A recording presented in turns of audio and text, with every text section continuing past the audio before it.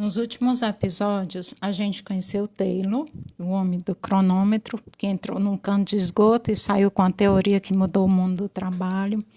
Conhecemos Fayol, o engenheiro de Minas que sistematizou as funções do administrador e nos deu o PODC, que até hoje estrutura qualquer curso de gestão.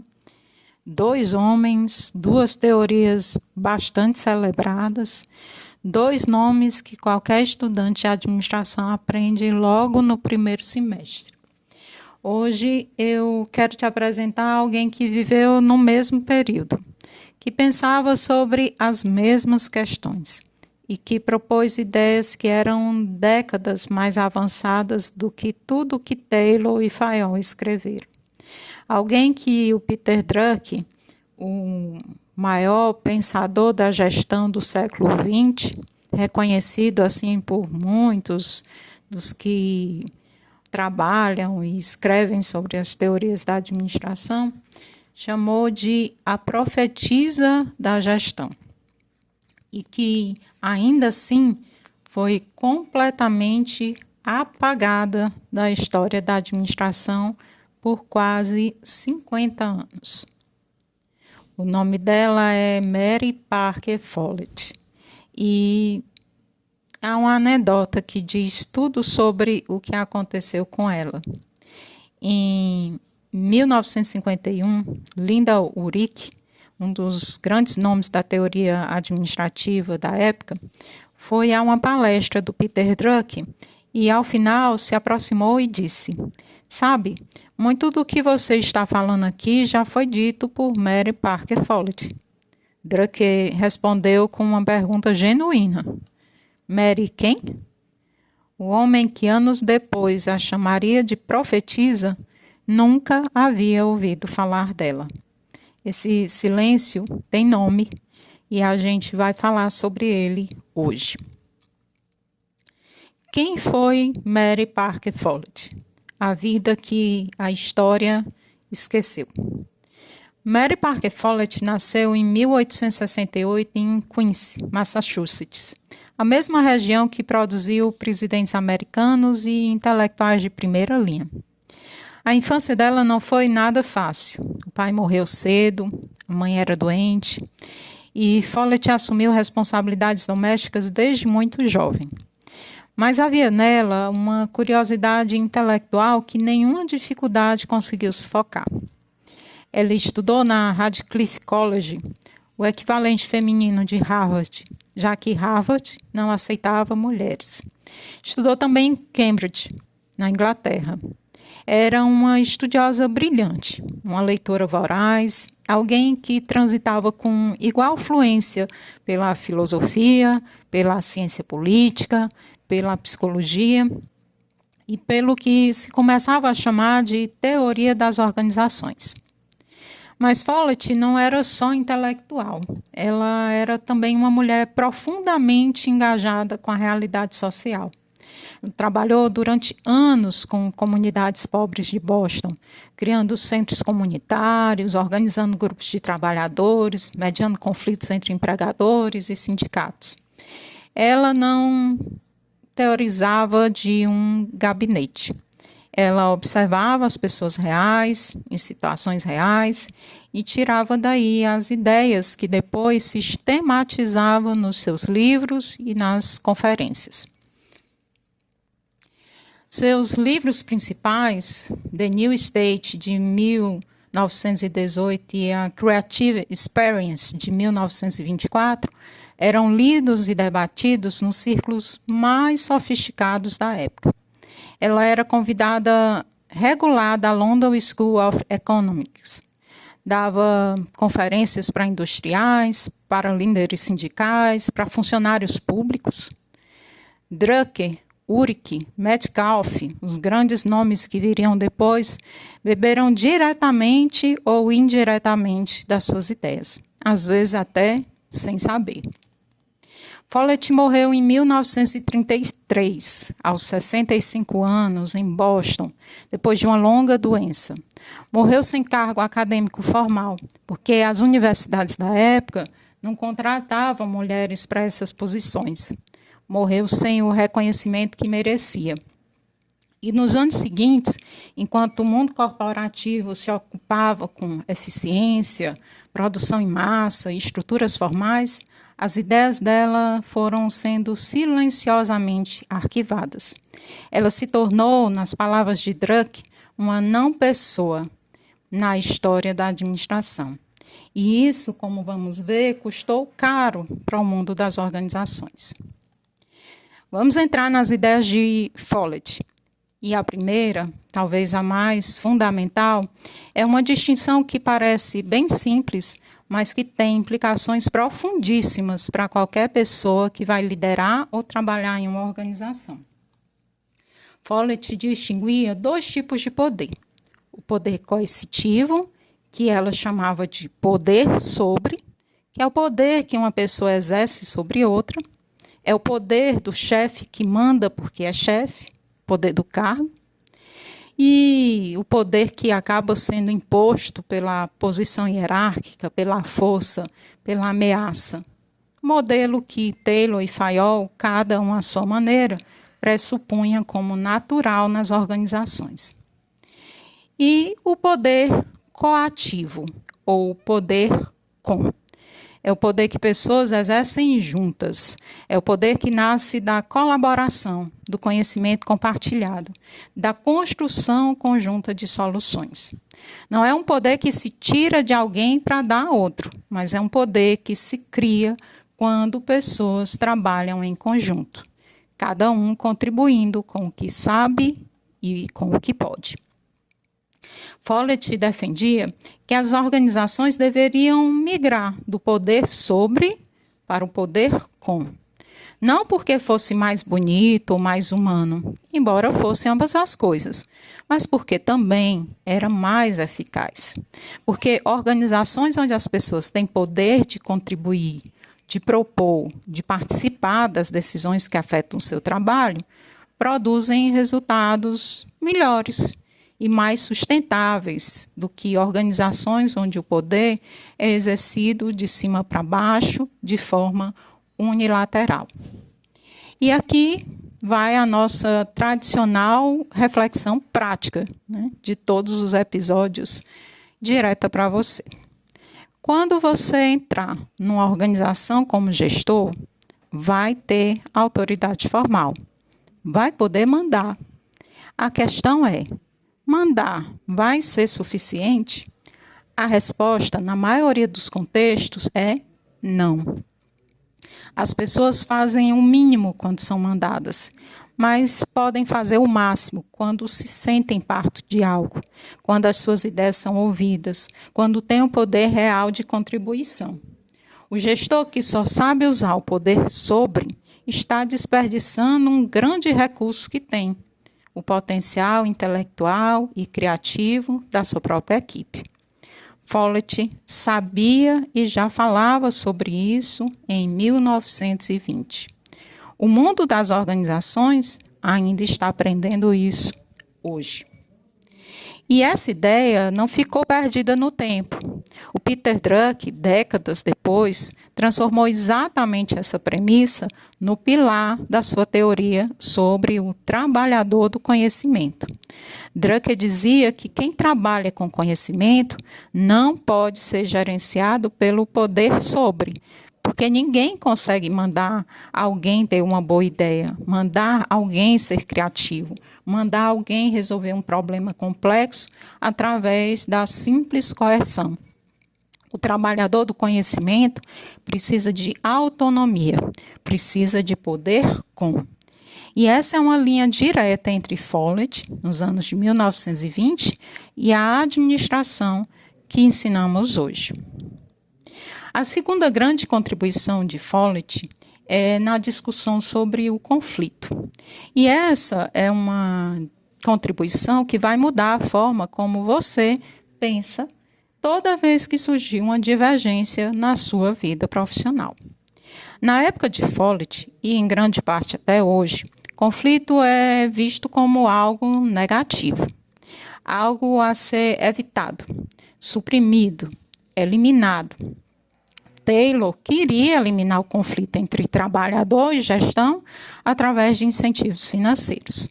Fayol queria eliminar o conflito através de hierarquia clara e princípios bem definidos. A ideia predominante era: conflito é problema, gestão boa é gestão sem conflito. Mas Mary Parker Follett disse o oposto: conflito é inevitável e pode ser construtivo. Quando duas pessoas ou dois grupos têm perspectivas diferentes sobre um problema, isso não é uma ameaça, é uma fonte de informação. O conflito revela que existem visões diferentes da realidade, interesses diferentes, conhecimentos diferentes. E se for bem gerenciado, pode produzir soluções muito melhores do que qualquer das partes teria chegado sozinha. Ela identificou 3 formas de lidar com o conflito. A primeira é a dominação. Uma parte vence, a outra parte perde. É a forma mais simples e também a mais destrutiva. Resolve o conflito imediato, mas acaba criando ressentimento, desengajamento e, consequentemente, conflitos futuros. Quem perdeu não esquece e, na próxima oportunidade, vai resistir. A segunda forma de lidar com o conflito é o compromisso. As duas partes cedem um pouco. É melhor do que a dominação, porque ninguém sai completamente derrotado. Mas Follett tinha uma crítica perspicaz ao compromisso. Quando as duas partes cedem, as duas partes ficam com menos do que queriam. Ninguém está verdadeiramente satisfeito, e a solução encontrada é frequentemente mais fraca do que o necessário, porque foi construída pela subtração, não pela criação. E a terceira, a que Follett defendia, é a integração. Em vez de perguntar como dividimos o que existe, a pergunta é: como criamos algo novo que satisfaça os interesses reais de ambos? É o que hoje chamamos de negociação ganha-ganha e que foi sistematizado décadas depois pelo Programa de Negociação de Harvard. A base intelectual dessa abordagem está justamente em Mary Parker Follett. Follett usava um exemplo clássico, simples e poderoso. 2 pessoas numa biblioteca. Uma quer a janela aberta, a outra quer a janela fechada. A dominação resolve. Uma delas decide, a outra sofre. O compromisso resolve. Abre-se a janela pela metade. As 2 pessoas ficam desconfortáveis. A integração pergunta: por que cada uma quer o que quer? Uma quer ventilação, a outra quer evitar a corrente de ar. Abre-se a janela, mas a janela do corredor ao lado. Assim, as 2 necessidades reais são atendidas sem que nenhuma precise ceder no que realmente importa. Parece simples, mas aplicar isso numa negociação salarial, num conflito entre departamentos, numa decisão estratégica que afeta grupos com interesses diferentes, isso exige maturidade, paciência e uma habilidade que poucos gestores desenvolvem de verdade: a capacidade de separar a posição de interesse. O que a pessoa está pedindo nem sempre é o que ela realmente precisa. E quando você consegue chegar no interesse real, as possibilidades de integração se multiplicam. E essa dinâmica cooperativa não morreu com Follett. Peter Drucker absorveu exatamente essa lógica de integração ao formular a sua famosa gestão ou administração por objetivos. A ideia central da administração por objetivos é que metas não devem ser impostas de cima para baixo. Elas devem ser construídas em conjunto, entre gestor e equipe, de forma que os objetivos da organização e os objetivos da pessoa se encontrem numa solução que sirva aos 2. Isso é integração aplicada à definição de metas. Drucker nunca escondeu de onde vinha essa inspiração, embora o mundo corporativo, por muito tempo, tenha esquecido de mencionar a fonte. A terceira grande ideia de Follett é o que ela chamou de a lei da situação. E essa é provavelmente a mais revolucionária, porque questiona algo que Fayol havia colocado como fundamento da organização formal, a autoridade hierárquica. Para Fayol, a autoridade vem do cargo. O diretor tem autoridade porque é diretor. O gerente obedece porque está abaixo na hierarquia. A cadeia de comando é clara, formal, estabelecida ali no organograma. Isso criava ordem, criava previsibilidade e também controle. Follett concordava que a hierarquia tinha o seu papel, mas fazia uma pergunta incômoda. E quando a pessoa com mais conhecimento sobre uma situação específica não é a que está no topo da hierarquia? Quando o técnico do campo sabe mais sobre o problema do que o diretor no escritório? Quando a pessoa que atende o cliente todos os dias entende melhor o que o cliente precisa do que o gerente que nunca saiu da reunião? Ora, a lei da situação diz que a autoridade para uma decisão específica deveria pertencer a quem tem mais conhecimento sobre aquela situação, independente do cargo. Não é uma negação da hierarquia, mas é uma complementação dela.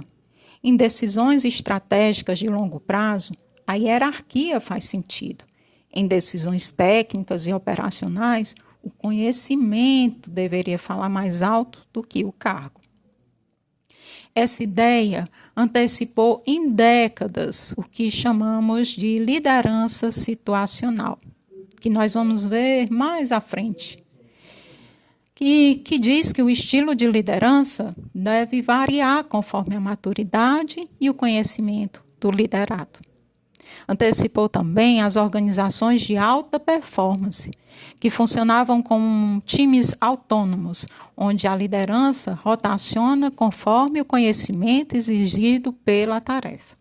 Antecipou o conceito de gestão do conhecimento. Tudo isso já estava em Follett nos anos de 1920. E a reflexão prática para você é esta. Quando você for gestor, vai enfrentar situações onde alguém da sua equipe sabe mais do que você sobre um problema específico. O que você vai fazer com isso? Um gestor inseguro ignora esse conhecimento para proteger sua autoridade. Um gestor maduro o aproveita. E, ao fazer isso, não perde autoridade. Ganha credibilidade, porque liderança não é saber tudo, mas é criar condições para que o melhor conhecimento disponível seja usado nas melhores decisões possíveis.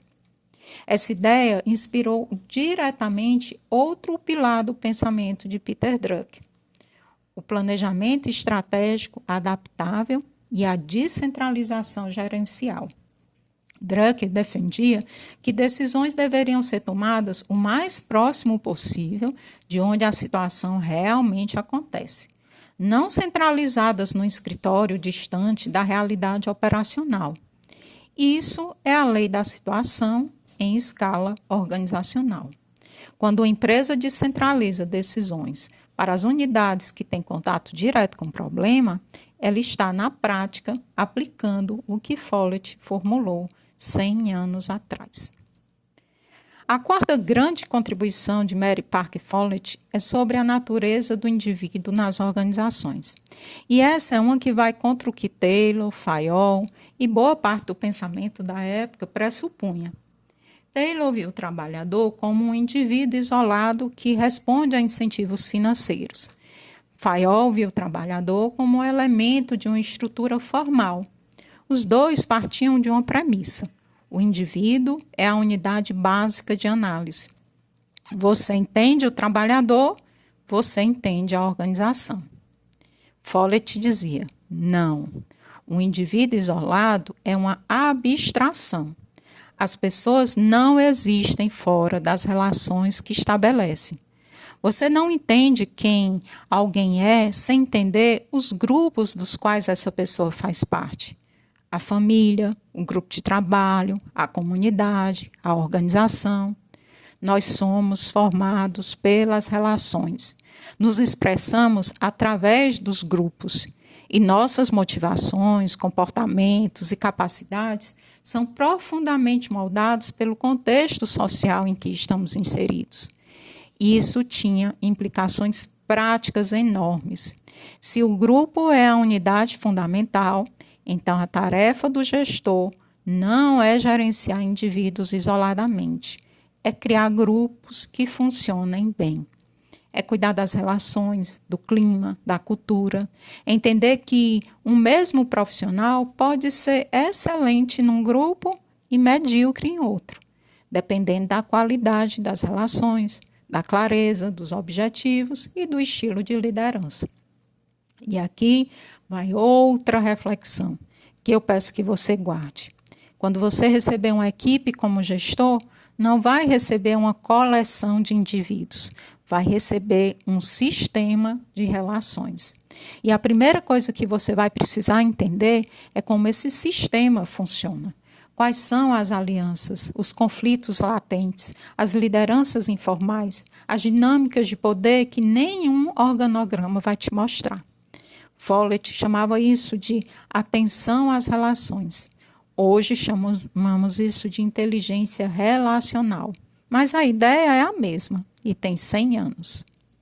Tem uma última ideia de Follett que eu deixei para esse momento, porque eu acredito que ela amarra tudo o que já vimos. Poder com, integração, lei da situação, o grupo, comunidade fundamental. Ela chama essa última ideia, esse conceito, de resposta circular. A intuição mais comum sobre liderança é linear. O líder age, o liderado reage. O líder dá uma ordem, ou um exemplo, ou uma direção, e o liderado responde a esse estímulo, como se fosse uma via de mão única, de cima para baixo. Follett discordava radicalmente dessa visão. Para ela, as interações humanas dentro de uma organização não funcionam numa linha reta. Funcionam num sistema dinâmico e contínuo de retroalimentação. O comportamento do líder transforma o liderado, mas o liderado, ao reagir, também transforma o líder. E essa transformação mútua não acontece uma vez só. Ela se repete continuamente em cada interação. Não existe um líder que age sobre um liderado passivo. Existem duas pessoas, ou um líder e um grupo, se transformando mutuamente o tempo todo num ciclo que nunca para. Pensa numa situação simples. Um gestor dá um feedback duro para um colaborador. Na visão linear, o colaborador simplesmente recebe e se ajusta. Na visão da resposta circular, o colaborador reage de um jeito específico, talvez com defensividade, talvez com abertura, e essa reação muda a forma como o gestor vai abordar a próxima conversa. Se o colaborador reagiu mal, o gestor pode endurecer o tom na próxima vez, ou pode até suavizar. De qualquer forma, o gestor que saiu dessa interação não é exatamente o mesmo gestor que entrou nela. Ele também foi transformado. Essa percepção tem uma consequência prática enorme para quem vai liderar pessoas. Significa que você não pode pensar a sua liderança como um conjunto fixo de comportamentos que você aplica sobre uma equipe. A sua liderança vai sendo construída na relação. E a equipe que você lidera também molda com o tempo quem você é como líder. Isso exige humildade. Significa prestar atenção real ao que está à volta. Não só transmitir, mas genuinamente escutar o efeito que a sua liderança produz e se deixar ajustar por ele. Décadas depois, Peter Drucker usaria essa percepção sistêmica de Follett para consolidar uma ideia que também se tornou central para ele no que diz respeito à boa gestão, que é a comunicação empresarial como uma via de mão dupla. Não existe comunicação eficaz que seja só transmissão. Comunicação de verdade exige uma escuta ativa e o que Drucker chamava de empatia corporativa. Entender genuinamente o que volta e deixar isso influenciar o que vem a seguir.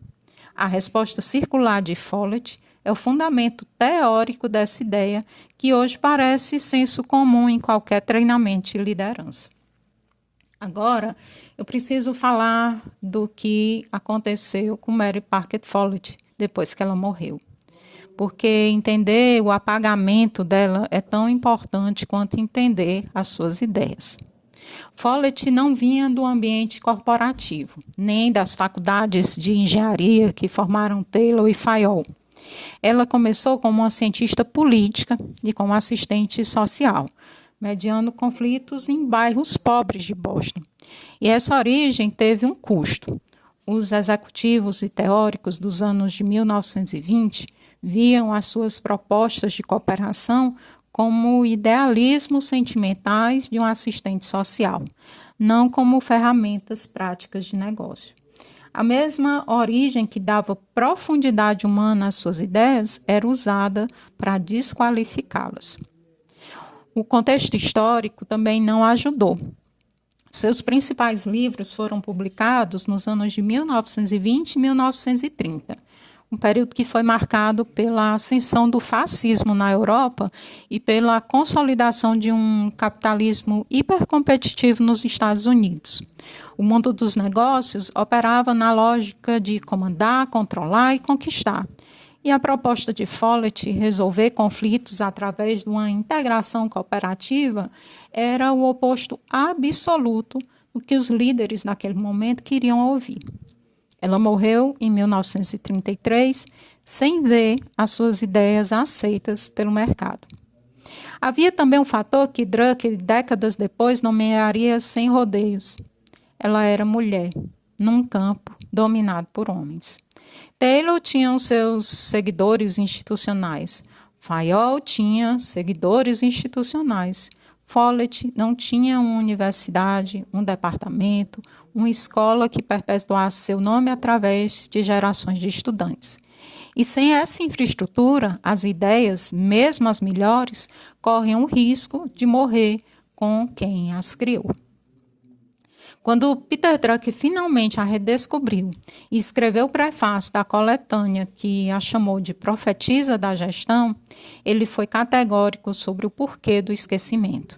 Disse que Follett foi ignorada porque suas ideias sobre poder exigiam um nível de maturidade e de respeito humano que a sociedade industrial dos anos de 1930, obcecada por autoritarismo e controle rígido, era simplesmente incapaz de compreender.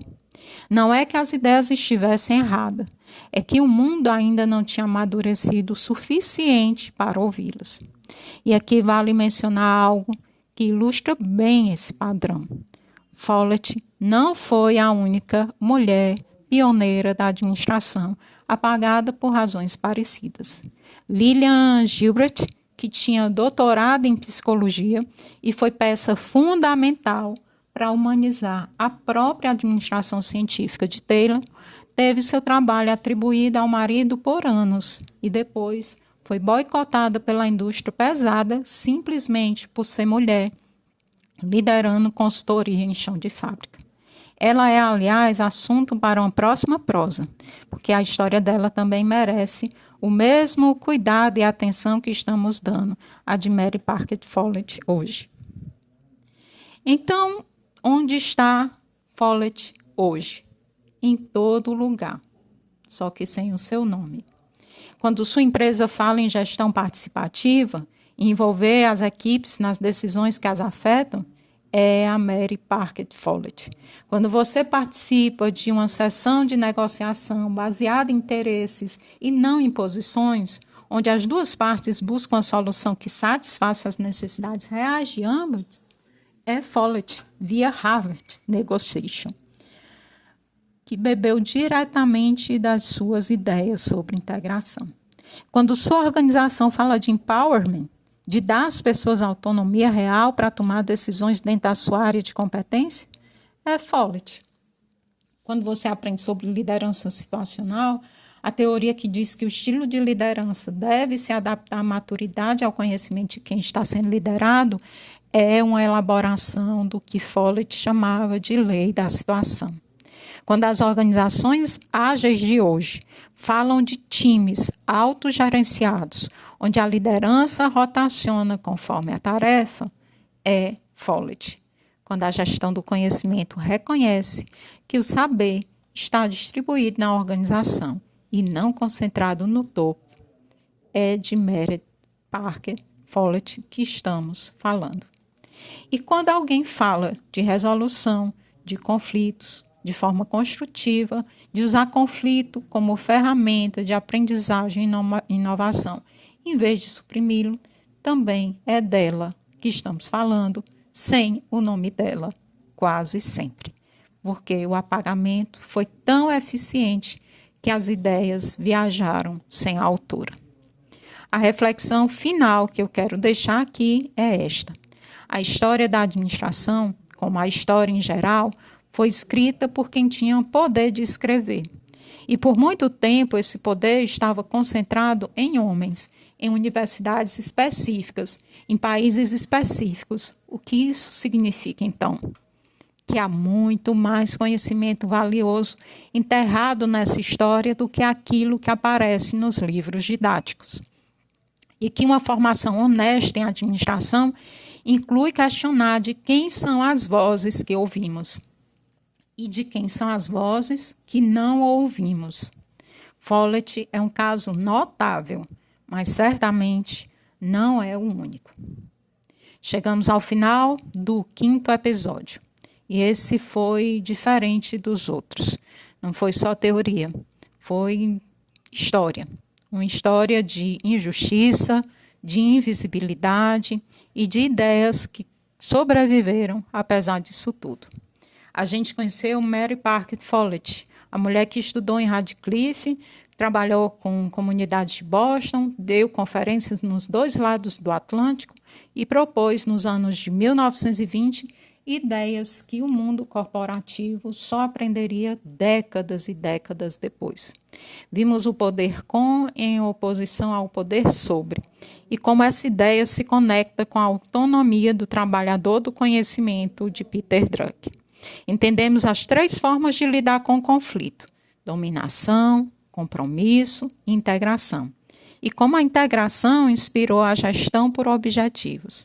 Discutimos a lei da situação e a sua conexão com a descentralização gerencial. Exploramos o grupo como unidade fundamental. Conhecemos a resposta circular, a ideia de que líder e liderado se transformam mutuamente num ciclo contínuo e que fundamenta a comunicação como uma via de mão dupla. E falamos honestamente sobre o apagamento, sobre o que ele nos diz sobre a história que escolhemos contar. No próximo episódio, a gente continua essa conversa sobre as vozes esquecidas da administração. Nós vamos conhecer a Lillian Gilbert, uma mulher com doutorado em psicologia que ajudou a salvar a própria administração científica de Taylor da desumanização total e que foi boicotada pela indústria pesada simplesmente por ser mulher.